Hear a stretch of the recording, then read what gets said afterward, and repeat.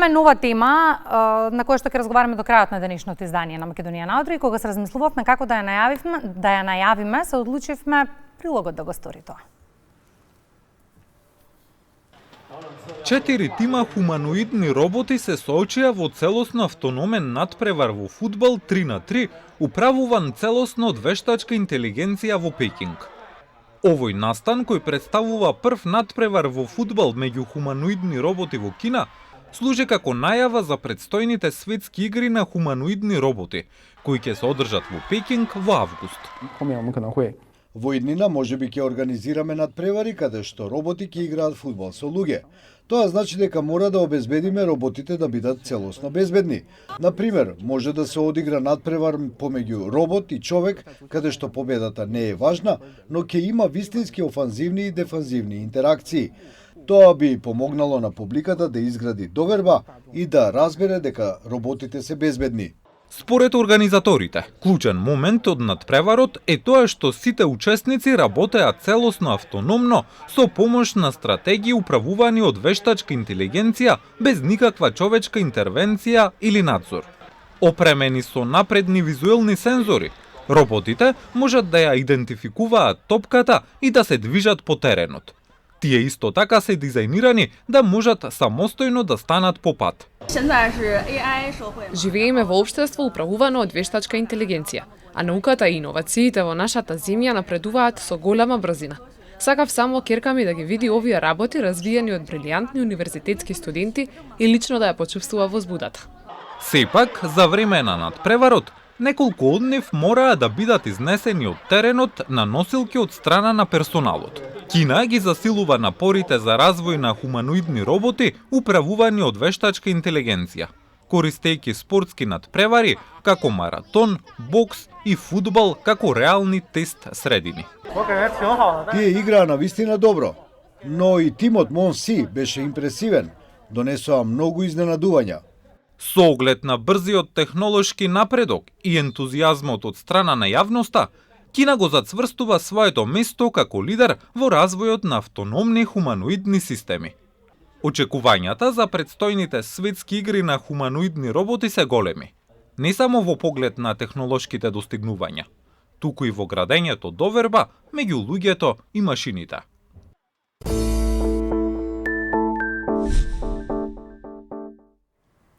Треба ли да се плашиме од неа, од вештачката интелигенција, или пак тоа е совршена алатка која што и тоа како може да го улесни нашиот живот? Сите овие прашања ги поставуваме на последниот соговорник во денешното издание на Македонија наутро. Вам добро утро за основачот на Брейнстар Петар Ниновски. Добро утро и добре ни дојдовте. Добро утро. Ајде така да започнеме. Во кој стадиум на развој е вештачката интелигенција, Петар, досега? Иако вештачката интелигенција, нели, почетоците, корените се многу одамна, негде 60-70 години на минатиот век, значајни подобрувања се случуваат 2013-2015 година, ако се сеќавате со појавувањето на DeepMind и на AlphaGo. AlphaGo беше роботот кој го победи светскиот првак во Go, нешто што претходно не можеше да се замисли дека може да биде направено од компјутер, да ги наречеме овие фаза 1 и фаза 2. Сега се наоѓаме во така наречена фаза 3, односно фаза на генеративна вештачка интелигенција, каде што всушност нели се појавува со појавата на ChatGPT во 2022 година и всушност ова е почетокот на овој нов иновацијски циклус наречена AI трансформација. Тука се случуваат големи подобрувања буквално на дневна основа и можеме да очекуваме тоа да продолжи понатаму и чисто само да направиме споредба која е фаза 4. Фаза 4 е така наречена AGI, можеме да ја сретнеме, односно генерална вештачка интелигенција, која научниците тврдат или предвидуваат дека може да се појави во наредните 10 до 25 години. Освен тоа што роботи не играат фудбал во моментов на првенство, какви други придобивки имаме од истата во момент? Да. Така да, ако се сеќавате, нели само пред 2-3 години се појави ChatGPT, од таму наваму не можеме да се замислиме нели работата, да не можеме да не ја користиме на дневна основа ChatGPT и другите алатки кои се појавија во меѓувреме. Меѓутоа, ако направиме анализа и на претходните иновацијски циклуси, за да можеме да сватиме како ќе се користи технологијата денеска, ќе се вратиме само, не знам, крај на 90-ти, почеток на 2000-ти, тоа е интернет трансформацијата, клауд и мобилна технологија 2006-2009.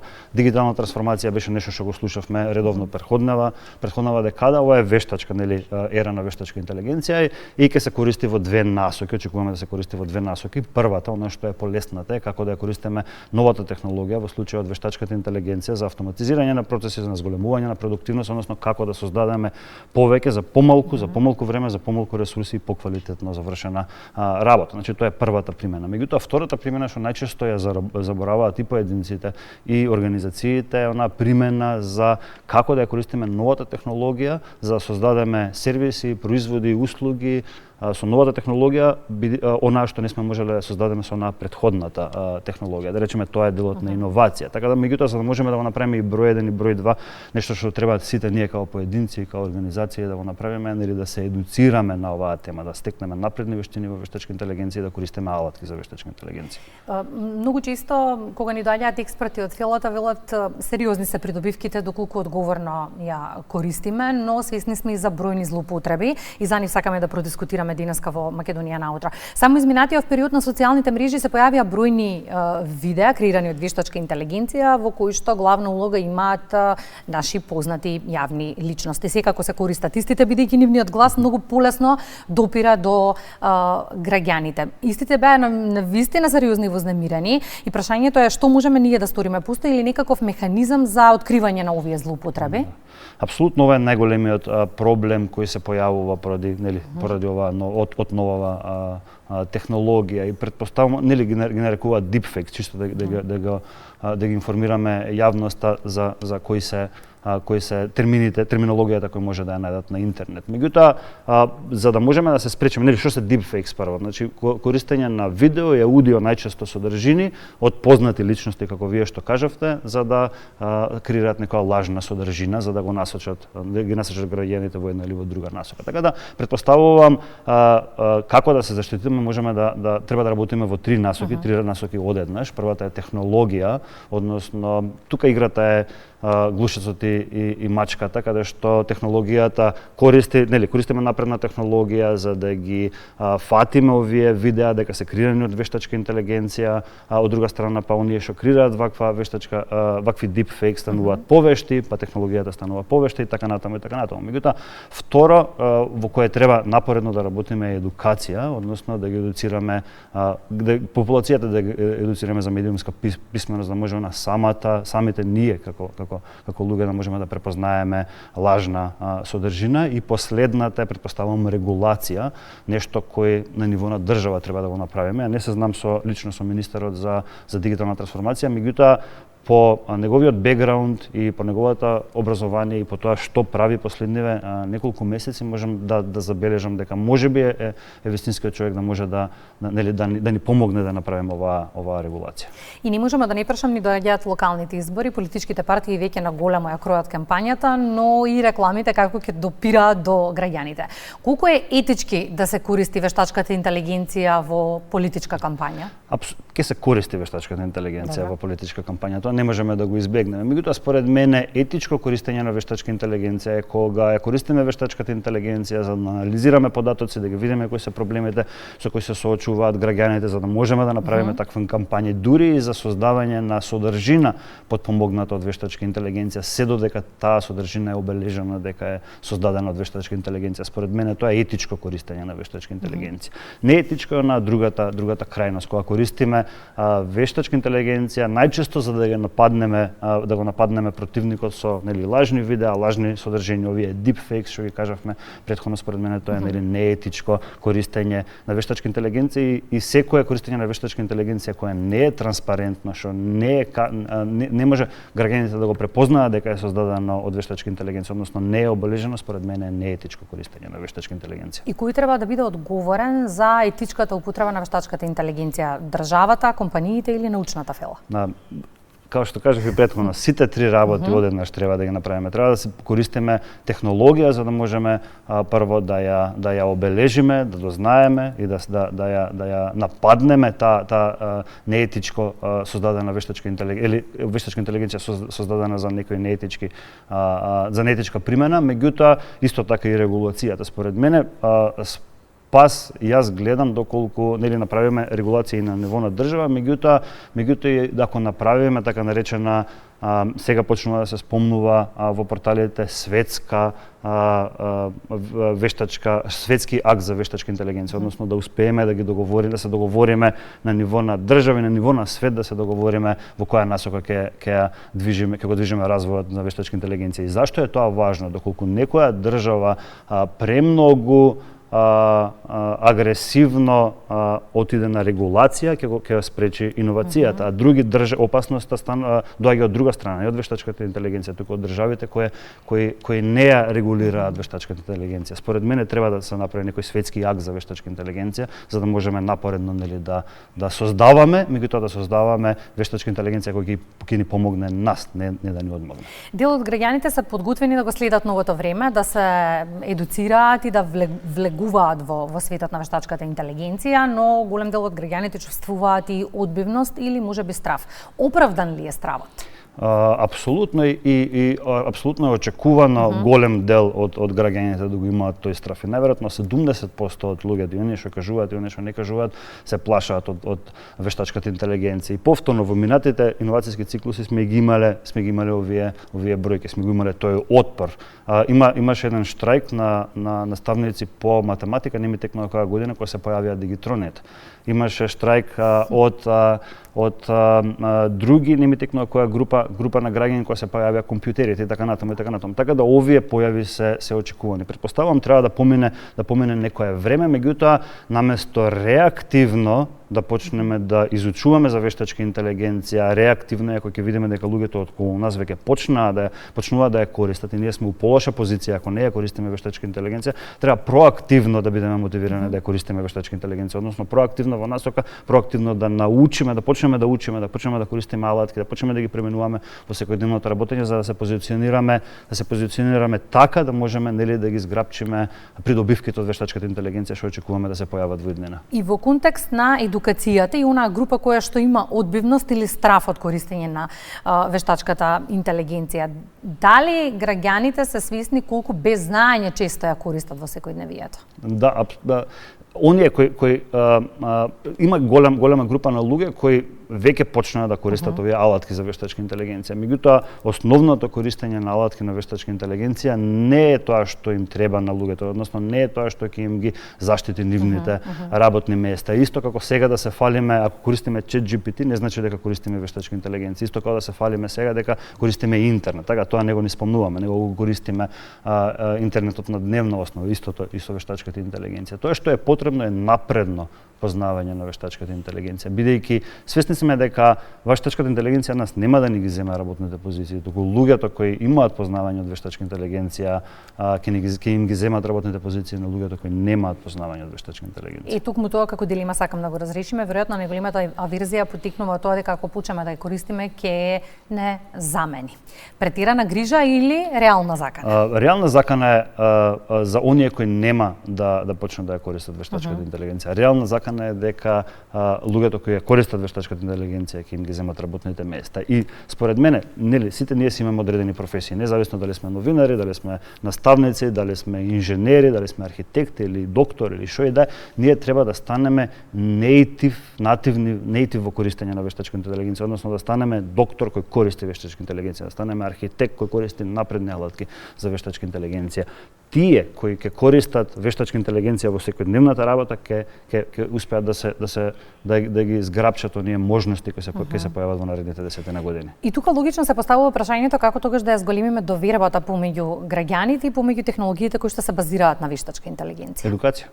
Значи тоа што треба да направиме е да ги едуцираме луѓето за основно познавање на вештачка интелигенција и голем дел од луѓето за напредно познавање на вештачка интелигенција.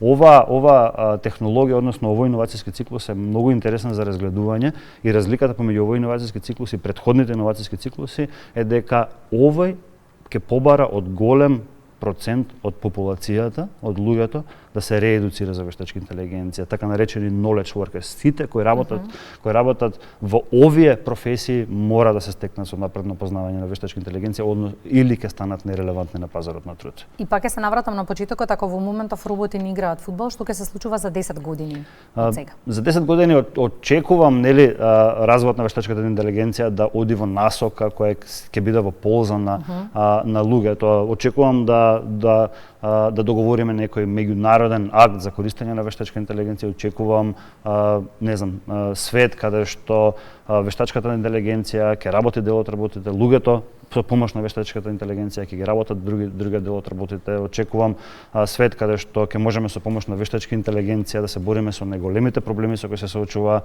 човештвото, односно со одредени болести и така натаму со останати работи, така да очекувам свет во кој ќе има симбиоза помеѓу вештачката интелигенција и луѓето. И Фера, да ве прашам, ќе успееме ли да ја задржиме контролата врз вештачката интелигенција? Јас сум оптимист дека во таа насока ќе се движиме. Повторно, секогаш во вакви фази имало грижа во која насока ќе се придвижи светот, меѓутоа јас сум голем оптимист дека доколку продолжиме со етички развој на вештачка интелигенција, за 10 години од сега ќе живееме подобро отколку што живееме. Сега меѓутоа ние сега треба да се погрижиме и на ниво на држава, бидејќи на ниво на држава ако направиме одредени активности сега, бидејќи во моментов нема држави кои се многу понапред од нас, бидејќи сега започна овој иновацијски циклус. И за овој иновацијски циклус и за оваа технологија не е потребна инфраструктура, туку алатките кои беа достапни на американците и на кинезите, една недела подоцна ни беа достапни и нас. А ако направиме на ниво на држава активности кои ќе ги мотивираат компаниите да развиваат вештачка интелигенција, кои ќе ги мотивираат граѓаните да се едуцираат на тема вештачка интелигенција, можеме за 10 години да станеме држава која ќе биде конкурентна не само со земјите околу нас, туку и со поразвиените земји. Да, токму така и сакаме да завршиме во контекст на едукацијата. Споминавме пред почетокот на разговорот каде сме ние, каде се нашите деца во однос на вештачката интелигенција и употребата на алатките. Тие се секако некако понапредни од нас, но прашањето е дали се поедуцирани, мајки предвид дека и тие се голем дел од нив збунети. Гледате, предноста кај нив е дека оваа технологија е многу прифатлива за нив, бидејќи горе-доле се родени во оваа технологија. И ние сега, ако се споредиме со моите студенти во средно образование, и јас, ако се споредам кога јас бев во средно образование, дури ми е срам да се споредам колку се они понапредни од нас и колку поинформирани, колку поедуцирани. Така да мислам дека оној чекор што ние потешко ќе го совладаме е да ја прифатиме оваа технологија, они веќе го имаат совладан овој чекор. Со добра едукација мислам дека можеме да создадеме млади луѓе кои ќе бидат конкурентни на пазарите не само тука, него интернационално. И никако за крај, додека чекаме државата да ги повлече оние први конци во однос на и законските регулативи и заштитата, која што е апсолутно неопходна, што можеме ние лично да направиме за да се заштитиме? Зборуваме од негативните ефекти.